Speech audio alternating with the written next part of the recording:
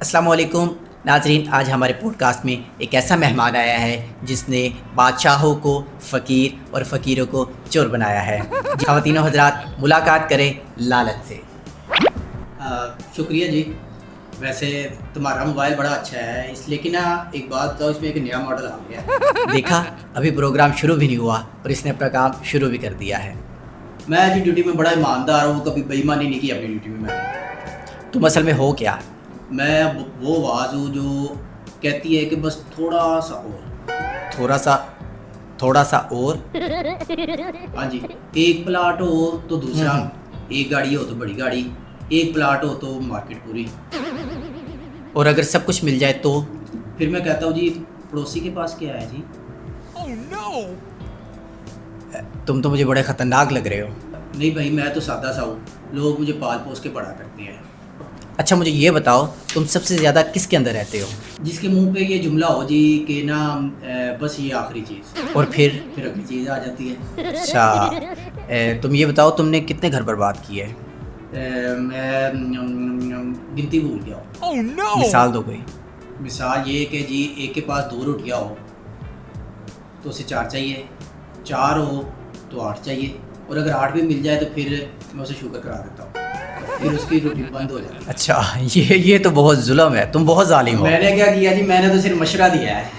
اچھا یہ بتاؤ کہ تمہارا پسندیدہ جملہ کیا ہے؟ میرا پسندیدہ جملہ ہے جی، لوگ کیا کہیں گے۔ اس کا تم سے کیا تعلق؟ بہت گہرا تعلق ہے جی۔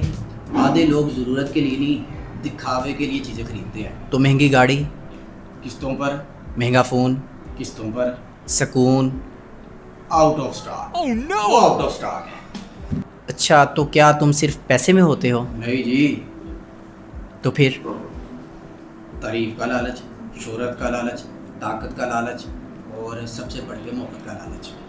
یعنی بعض لوگ پیسے کے بھوکے ہوتے ہیں، بعض لوگ توجہ کے بھوکے ہوتے ہیں، کوئی شہرت کا بھوکا ہوتا ہے اور کوئی محبت کا بھوکا ہوتا ہے، اور سب سے خطرناک وہ ہوتا ہے جو محبت کا بھوکا ہوتا ہے۔ اچھا اپنا کوئی سب سے عجیب واقعہ سناؤ۔ ایک شخص نے پوری زندگی دولت جمع کی، پھر مرتے وقت اس کے وارث سے وہ آپس میں لڑ پڑتے ہیں، اور وہ خود وہ چھت کو دیکھ رہا تھا۔ کیا سوچ رہا تھا؟ یہی سوچ رہا تھا کہ جس کے لیے زندگی گزاری وہ تو میرے ساتھ نہیں جا رہا۔ تم سچ بتاؤ، تم انسان سے کیا چھینتے ہو؟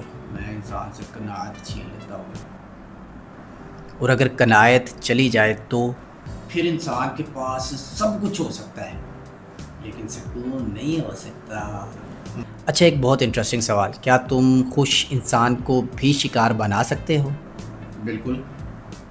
اور وہ کیسے؟ میں اسے نا دوسرے خوش انسان دکھا دیتا ہوں۔ اور تمہارا سب سے بڑا دشمن کون ہے؟